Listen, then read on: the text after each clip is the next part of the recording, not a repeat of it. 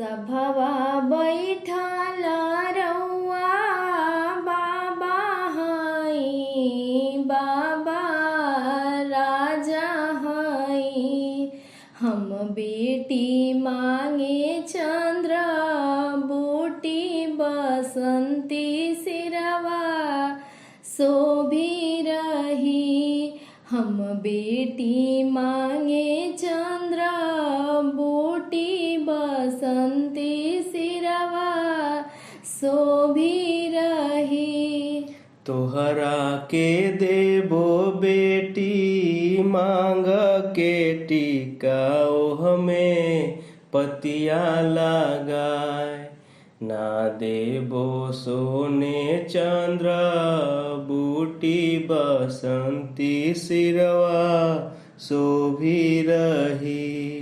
तसवा खेला तरौआ भैया हई, भैया राजा हई। हम बहिना मांगे चंद्र बूटी बसंती सिरवा शोभी रही। हम बहिना मांगे चंद्र बूटी बसंती सिरवा शोभी रही। तोहरा के देबो बहिना हाथ के कंगनवा हमें चूड़िया लगाए।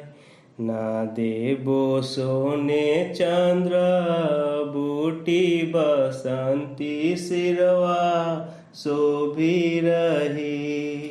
मड़वा बैठल रउआ स्वामी हई, स्वामी राजा हई। बाबा घरवा लूटी न आई बसंती सिरवा शोभी रही। बाबा घरवा लूटी न आई बसंती सिरवा शोभी रही। कोहबर बैठल तूहू धनिया हो, धनिया रानी हो। जवन बाबा पौआ पखरले कैसे के घर लूटी आई। जवन भैया धारावा गिरवले कैसे के घर लूटी आई।